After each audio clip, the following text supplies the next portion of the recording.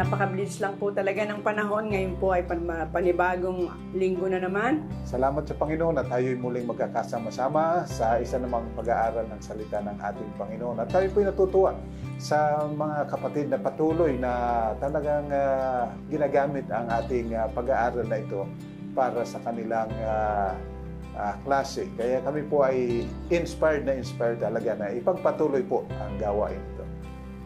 Okay po, narito po ang mga pangalan. Leo Ibora, si Rico Garland, si Leonardo Padriquela, si Edgar Palconaya, Annabel Milabo Benedicto, si Adja Almasco ng Pasig City, Aris Pap, Edna Colendres, Arnold Acpio, Edna Palabasan, Rom Corrales Jr. ng Caloocan Center, si Jan Gabriel, J. Bagangan 2 ng Talisay, San Francisco, Quezon, Amitas Violet, Caricia Shalian Corrales ng Milan, Ricky Pan Pruelda, Almar Elorde, Nelson Tibuso, Carmen de la Merced ng Marusagaray, Bulacan, Edna Colandres at si Edwin Peras, Brens Fronda, Annabel Benedicto, David Galiboso, Antonio Panesa ng Lucena City, Edna Palabasan, Dante Totanes, Edna Colendres, Rose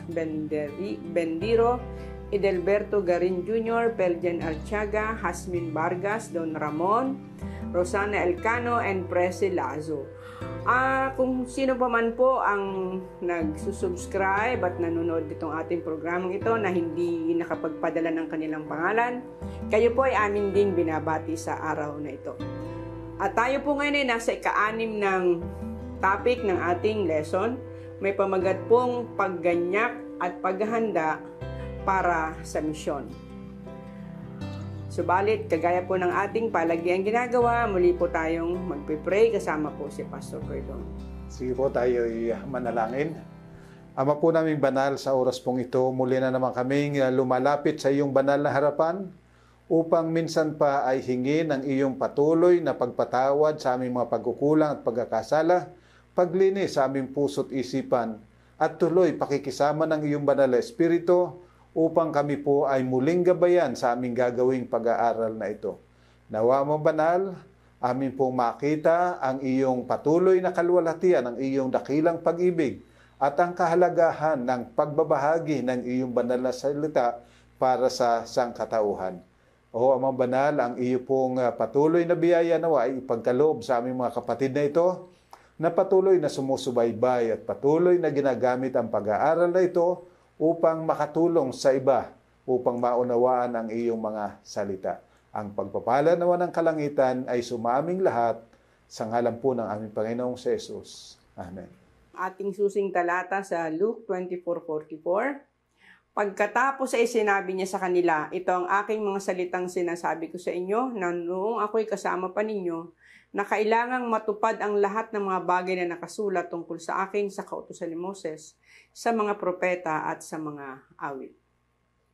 Minsan, sumulat si Pablo sa mga taga-Pilipos na sinasabi, tunay na ipinapangaral ng iba si Kristo dahil sa pagkainggit at sa pakikipagpaligsahan, ngunit ang iba naman ay dahil sa mabuting kalooban. Ang huli ay gumagawa dahil sa pag-ibig, palibhasa ay nalalaman na ako itinilaga sa pagtatanggol sa Ebanghelyo. Ngunit ipinapangaral ng una si Kristo dahil sa pagkakampi-kampi, hindi sa katapatan, na ang hangarin ay dagdagan ng hirap ang aking mga tanikala. Ano nga, kahit sa anumang paraan, maging sa pagkukunwari o sa katotohanan, ay ipinahahayag si Kristo at ang sa ganito'y nagagalak ako. Oo, at ako'y patuloy na magagalak. Dahil sa inggit, pakikipagpaligsahan o sa mabuting kalooban, pag-aaralan natin ngayon kung paano ipinangangaral ang mabuting balita sa mabuting kalooban. At narito po ang mga katanungan na ating pong pag-aaralan ngayon. Number 1, ano ang makapangyarihang motibasyon para sa misyon? Pangalawa, maliban sa ating personal na karanasan, ano ang napakahalagang bagay ang magbibigay motibasyon sa atin? Pangatlo, matapos maging maliwanag sa atin ang salita ng hula, ano pa ang dapat nating gawin? Pang-apat, Ano ang naging lihim na tagumpay ng pangangaral ng mga alagad sa kanilang kapanahunan? At panglima, ano ang naging bunga ng kanilang patuloy na paglilingkod? Balik po tayo sa unang katanungan, ano ang makapangyarihang motibasyon para sa misyon, Pastor Pedro? Sige, pakibasa mo dyan sa Lucas 24:1 hanggang 14. Ano ang sinasabi? Subalit ng unang araw ng Sanlinggo sa pagbubukang liwayway, pumunta sila sa libingan, dala ang mga pabango na kanilang inihanda. At nakita nilang naigulong na ang bato mula sa libingan.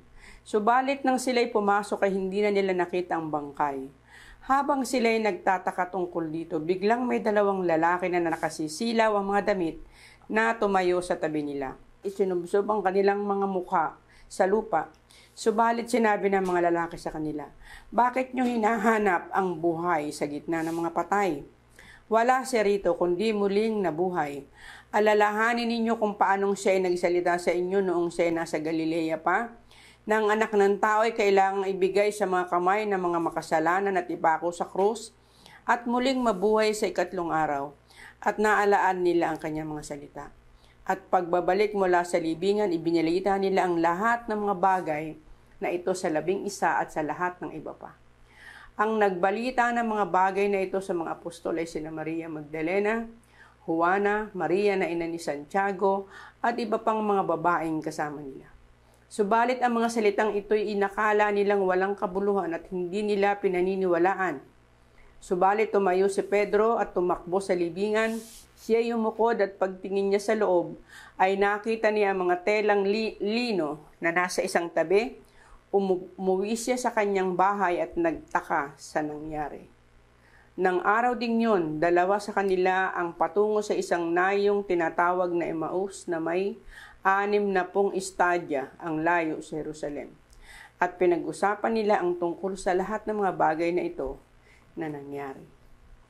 So, makikita po ninyo, yung personal na karanasan, yun ang nagdala doon sa mga babae na kanilang ibalita yung pagkabuhay na mag-uli ng ating Panginoon. Sapagkat nagkaroon sila ng personal na encounter sa anghel ng Panginoon. At itong mga alagad, hindi makapaniwala. Kaya sila'y tumakbo papunta roon. At nung dumating doon si Pedro, nakita niya yung lahat ng mga ayos doon ay talagang nakaayos. Subalit hindi niya nakita ang ating Panginoon. Kaya ito si Pedro ay hindi pa rin makapag-share sapagkat hindi niya na-encounter pa. Datapwat itong si Maria at yung kanyang mga kasamahan ay masiglang nagbalita, walang takot na nagbabalita. Palibasang kanilang personal na naranasan at kanilang narinig personal yung pabalita na nagmumula sa kalangitan. Kaya ang sabi nga ng Panginoon ay, kayo ay magiging saksi ko. Kaya mahalaga mga minamahal, magkaroon tayo ng personal encounter with our Lord. Kinakailangan makilala talaga, matiyak natin na ang Panginoon, yung kanyang karakter, yung kanyang mga pangako, yung kanyang mga panukala, lahat ay talagang mayroong basihan. Kasi hindi ka mag-aalinlangan kapag ka nagkaroon ka ng personal na karanasan. At alam po ninyo sa atin bilang mga Seventh-day Adventist, mga modernong Kristiyano, hindi na natin makikita yon. Pero kapag ka atin pong isinakabuhayan ang mga sinasabi ng Panginoon, makikita ninyo kung paanong gagawa ang ating Panginoon. Mayroong mga tao na nanindigan dahilan sa Sabat. Estudyante, mga pumasok sa trabaho, sila'y nanindigan. Bagamat sila'y pinipilit, talagang nanindigan sila. At nakita nila kung paanong ang Panginoon ay gumagawa. So, kapag ating pong pinanindigan sa ating kapanahunan ngayon, yung mga sinasabi ng Panginoon, magkakaroon tayo ng personal experience na hindi tayo mag-aalinlangan. Alam po ninyo, yung aking 2 anak ay kapwa nagsabi, "Daddy, iba po pala talaga kapag ka nag-iika po." So makita po ninyo, mayroong personal na karanasan. Bakit? sinubukan nila. Pero kapag hindi po natin sinubukan na isa kabuhayan talaga, yung sinasabi ng Panginoon, we have no testimony. Wala tayong masasabi.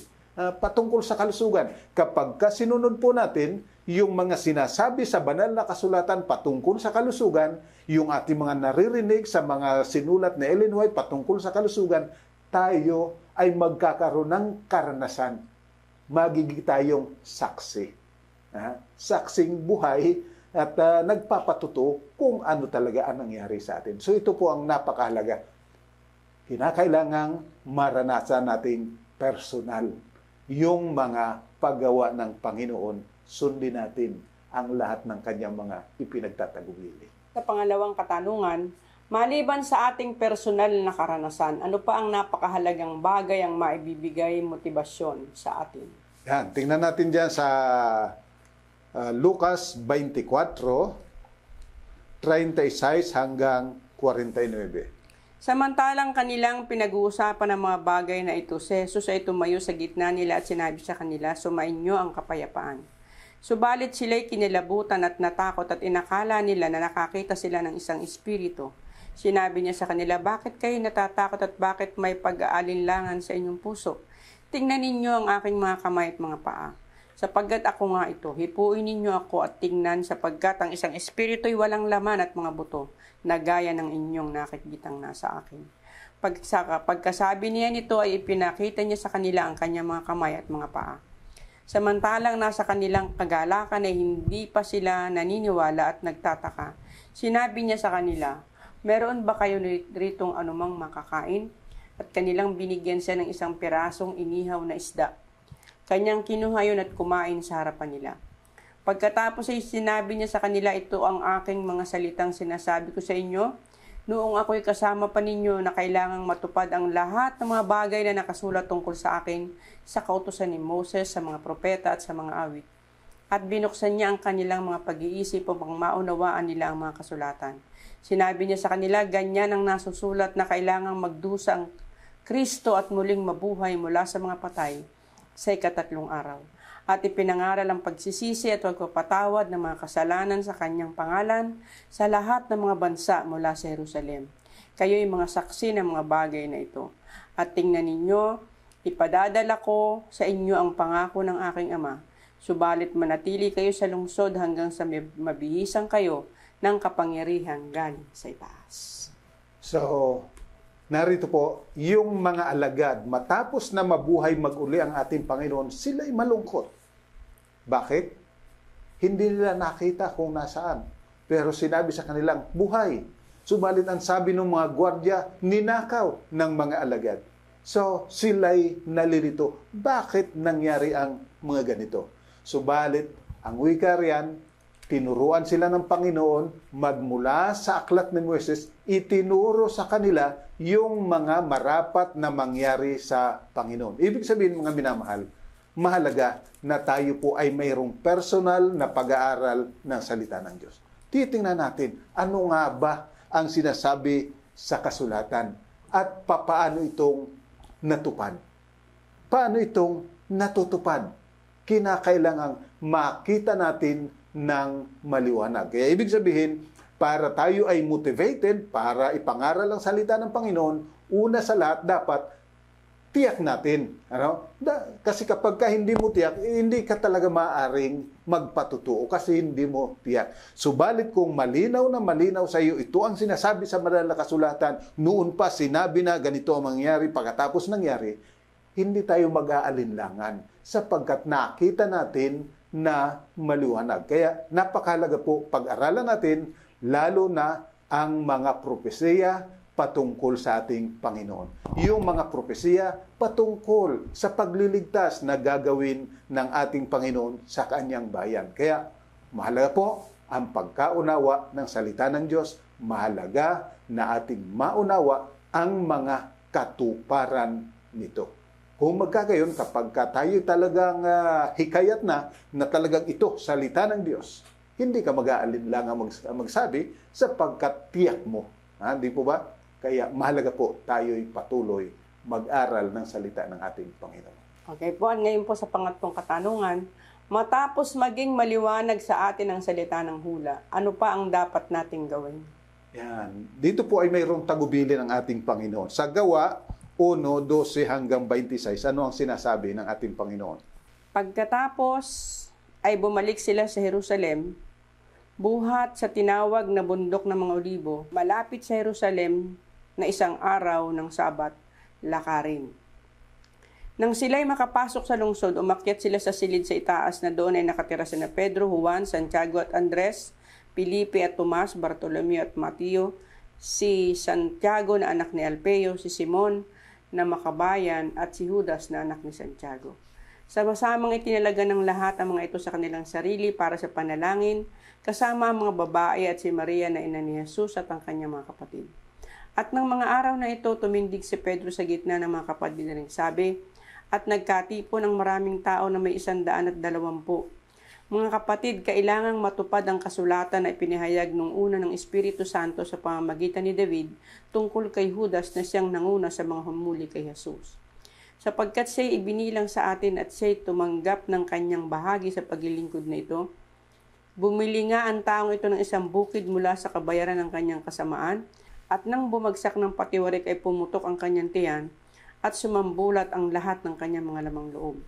At ito'y nahayag sa lahat ng mga naninirahan sa Jerusalem, kaya't tinawag ang bukid na iyon sa kanilang wika na Akeldama, na ang kahulugan ay ang bukid ng dugo. Sapagkat nasusulat sa aklat ng mga awit, hayaang mawala ng tao ang kanyang tahanan, na huwag bayaang tumira doon ng sinuman. Hayaang kunin ng iba ang kanyang mga katungkulan. Kaya't isa sa mga taong nakasama namin sa buong panahon, ang Panginoong Hesus ay kasama namin.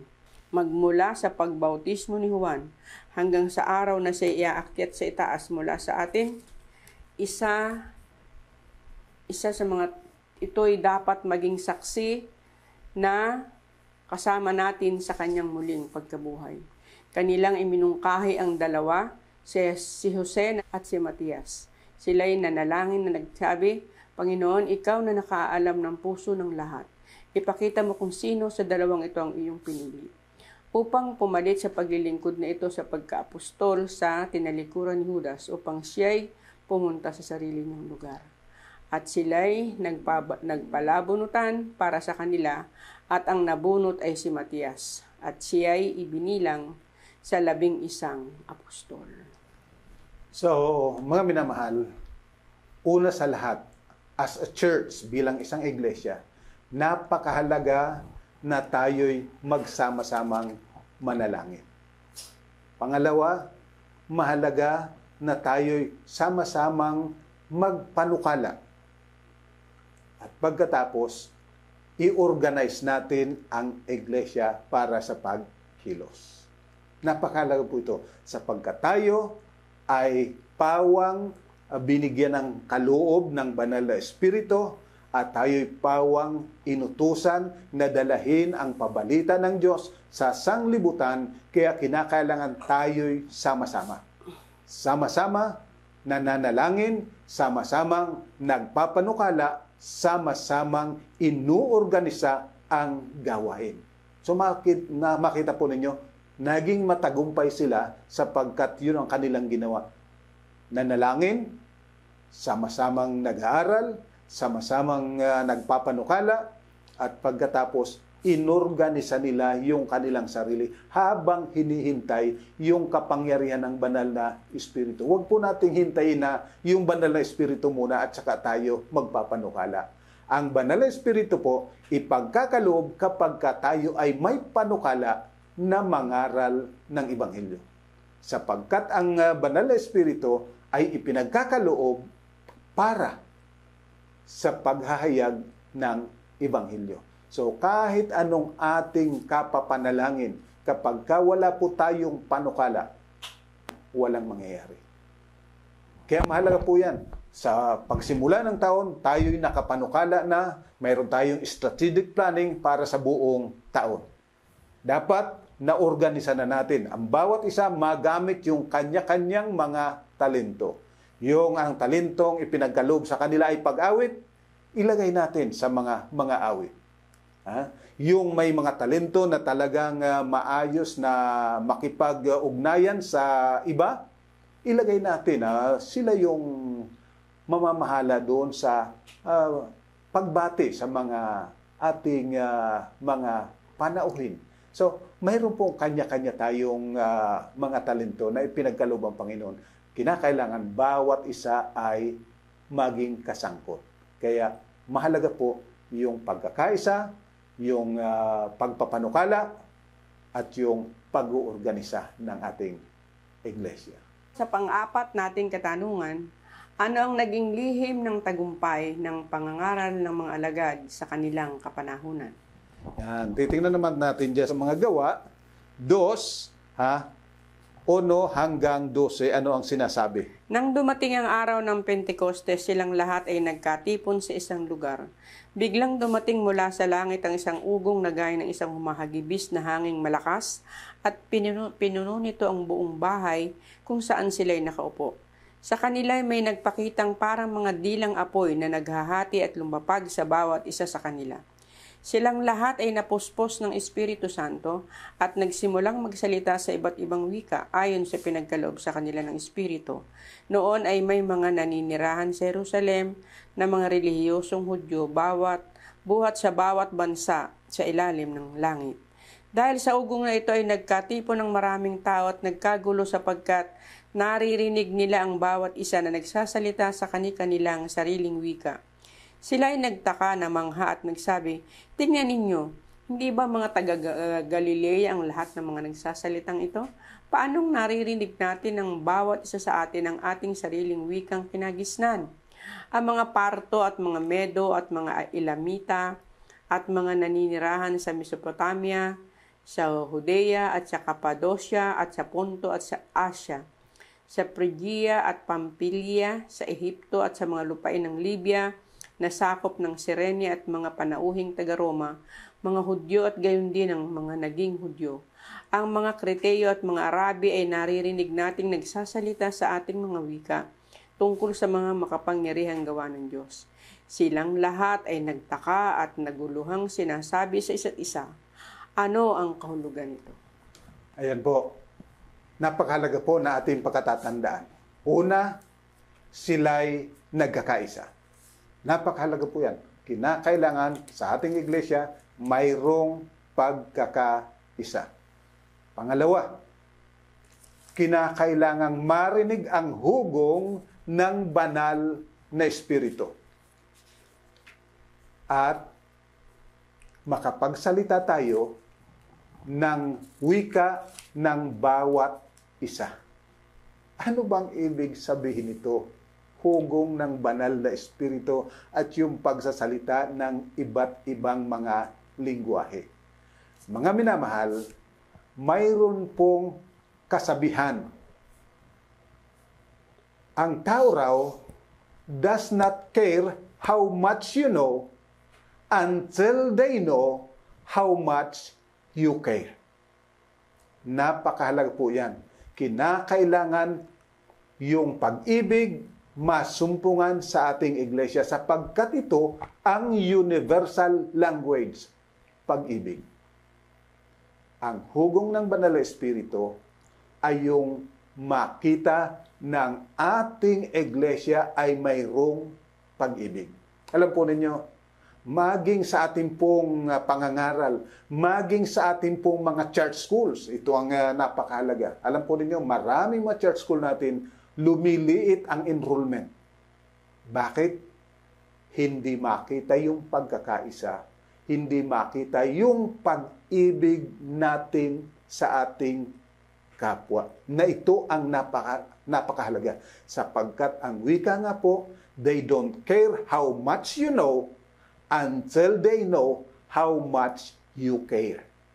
Kaya ang pinakamahalaga po, makita sa atin ang pagkakaisa, pag-iibigan sa isa't isa, at pag-ibig natin sa iba. Tingnan po natin dyan sa Juan 13:35. Ano ang sinasabi? Sa pamamagitan nito ay makikilala ng lahat ng mga tao na kayo ay aking mga alagad kung kayo'y may pag-ibig sa isa't isa. Makikilala ng mga tao na kayo'y aking mga alagad kung kayo'y mayroong pag-ibig sa isa't isa. Kumusta po sa ating iglesia?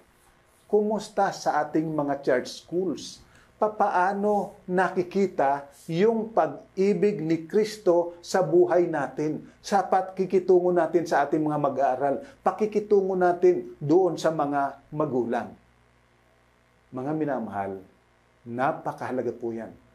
Huwag makita na ang mahalaga sa atin ay yung pagpapahalaga natin sa ating paaralan, pagpapahalaga sa ating iglesia.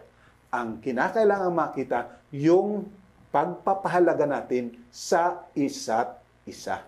Pagpapahalaga natin sa mga kabataan, sa kanilang future, sa mga magulang, sa kanilang mga sacrifices para sa kanilang mga anak. Kinakailangan makita na kinikilala natin ito, ina-appreciate natin, at yun ang ating pinakapunto. Lalo po sa mga church school kasi ito, binabanggit ko po kasi maraming mga church school ang nabibigo. Bakit? Hindi dahilan sa maraming kakumpetensya. Kulang. Ulitin ko po, kulang sa pagmamalasakit sa pangangailangan ng estudyante at ng mga magulang. Bakit ko po nasabi yan? Kasi naranasan po namin kung paano ang Panginoon gumagawa kapag pinapakita mo ang pag-ibig, pagmamalasakit para sa mga estudyante, hindi para sa paaralan. Alam po niyo, kasi kapag minsan ang parating focus natin ay yung tuition. Mga minamahal, susunod yung tuition kapag nakita yung pagmamahal natin sa ating mga mag-aaral. Okay po, at ngayon naman po sa ating huling katanungan, ano ang naging bunga ng kanilang patuloy na paglilingkod? Tingnan natin dyan sa mga gawa, 2:41 hanggang 47. Kaya't ang mga tumanggap ng kanyang salita ay binautismohan at nadagdag ng araw na iyon ng may 3,000 kaluluwa. Nanatili silang matibay sa turo ng mga apostol at sa pagsasama-sama sa pagpuputol-putol ng tinapay at sa mga pananalangin. Dumating ang takot sa bawat tao at maraming kababalaghan at tanda ang nangyari sa pamamagitan ng mga apostol. At ang lahat ng mga mananampalataya ay magkakasama at ang kanilang ari-arian ay para sa lahat. Ipinagbili nila ang kanilang mga ari-arian at mga kayamanan at ipinamahagi sa lahat ayon sa pangailangan ng bawat isa. At araw-araw habang sila'y magkakasama sa templo, sila'y nagpuputol-putol ng tinapay sa bahay-bahay at nagsasalo-salo na may galak at tapat na puso, na nagpupuri sa Diyos at nagtatamo ng lugod sa lahat ng tao at idinaragdag sa kanila ang Panginoon araw-araw ang mga naliligtas. So makita po ninyo, kapag mayroong pagkakaisa, kapag mayroong pagmamahalan, at mayroong patuloy na pag-aaral ng salita ng Panginoon, dinaragdag ng Panginoon ang marami araw-araw. So napakahalaga po, pagkakaisa, pagmamahalan, at patuloy na pag-aaral ng salita ng Panginoon. Idadagdag ng Panginoon ang marami. Subalit kung sa ating iglesia, andyan yung puro pagtatalo-talo, forget it. Hindi tayo magtatagumpay. Subalit kung tayo'y nagkakaisa, nagmamahalan, nagsasama-sama, marami ang mahihikayat na tayo nga totoong mga alagad ni Kristo. At siyempre, gusto rin nilang maging alagad ni Kristo. So, tatandaan po, pag-iibigan, pagdadalanginan, patuloy na pag-aaral, napakahalaga na ating gawin upang tayo'y maging tunay na mga saksi. Uulitin ko po, they don't care how much you know until they know how much you care. Okay po, at dito po natatapos ang ating talakayan sa araw na ito at narito po ang summary ng ating pinag-aralan. Number 1, ang misyonero ay isang saksing buhay, may personal na karanasan. Pangalawa, napakahalaga na maunawaan natin mula sa kasulatan ang lahat ng kapahayagan ng Diyos tungkol sa Ebanghelyo. Pangtatlo, pagkilos na nagkakaisa, sama-samang pananalangin para sa pangunguna ng Espiritu at organisado ay napakahalaga para sa tagumpay ng pagsaksi. Pang-apat, ang kaloob ng Espiritu na pag-ibig sa isa't isa ay lingwaheng naunawaan ng lahat. At panglima, libo-libo ang mahihikayat kung pagkakaisa at pag-iibigan ay makikita sa iglesia.